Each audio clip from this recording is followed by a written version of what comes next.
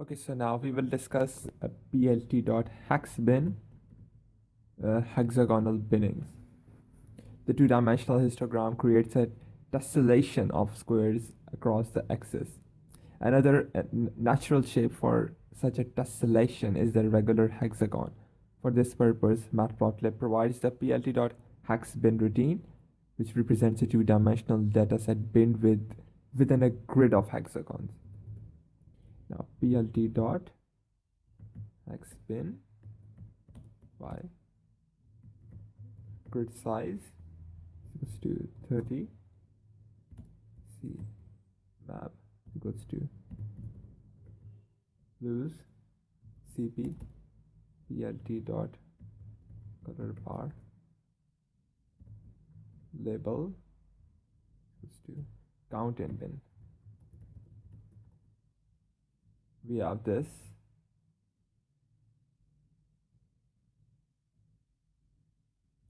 So plt.hexbin has a number of interesting options, including the ability to specify weights for each point and to change the output in each bin to any numpy aggregate means of weights, standard deviation of weights, etc.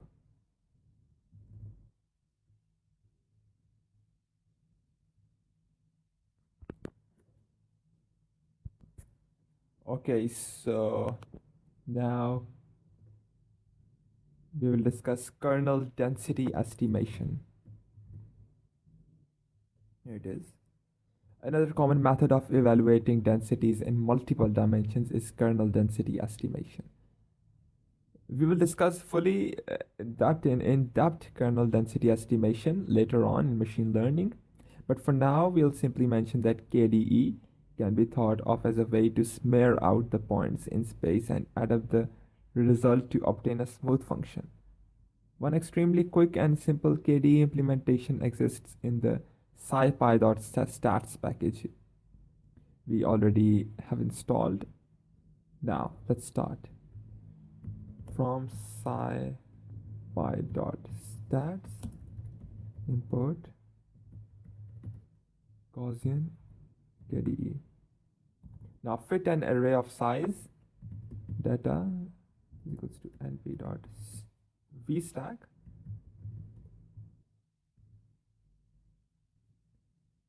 x y KDE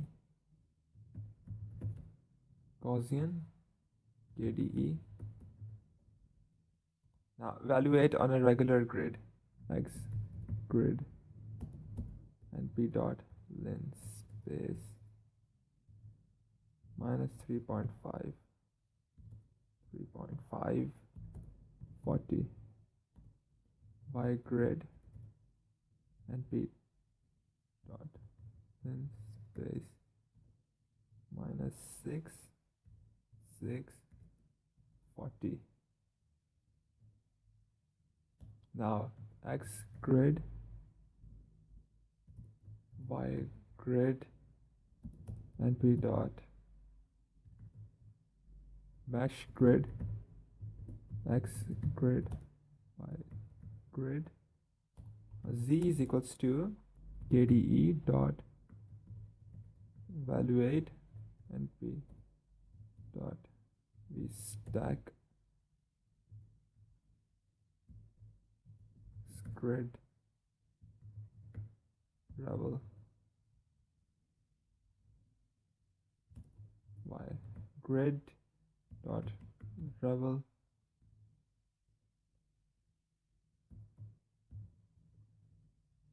now moving on to plot the result as an image. plt dot image show reshape x grid. Now origin is equals to lower expect auto extent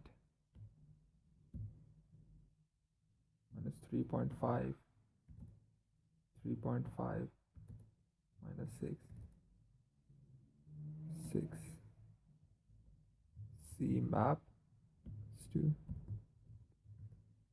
lose CB equals to plt dot color bar CB dot set label density.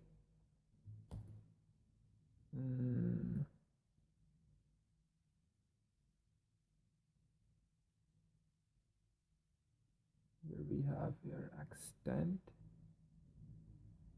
minus 3.5, 3.5. It's perfectly fine.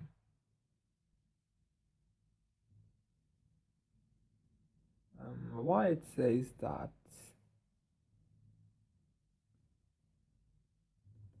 I hope we made everything right. From scipy.stats import Gaussian KDE data is equals to np.vstack x comma y with the brackets good Gaussian KDE data.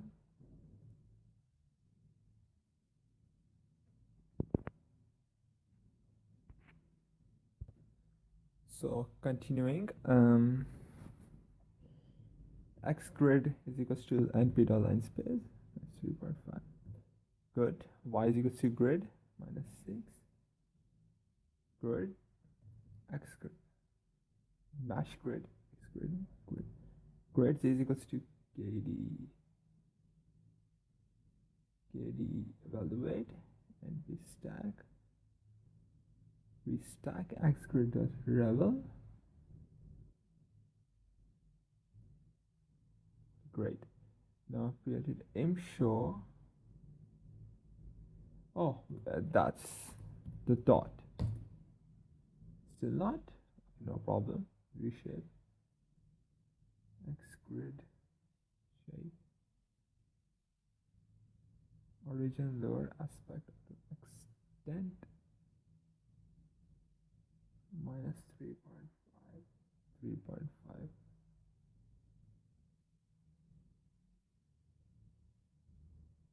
CMap CB dot VA.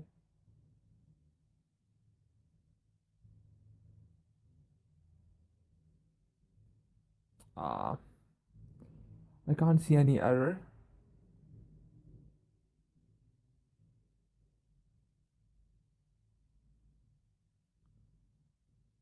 That's fun to find the error. Oh, why is saying that? Let's run.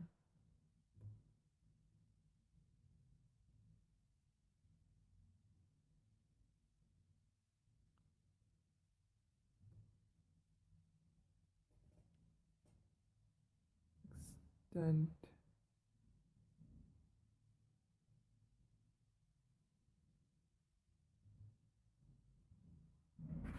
Let me fix. Okay, so I figured out we skipped the comma here. Now we have this. So KD has a smoothing length that effectively slides the knob between detail and smoothness. One example of the ubiquitous bias variance trade-off. The literature on choosing an appropriate smoothing length is vast. Gaussian KD uses a rule of thumb to attempt to find a nearly optimal smoothing length of the input data.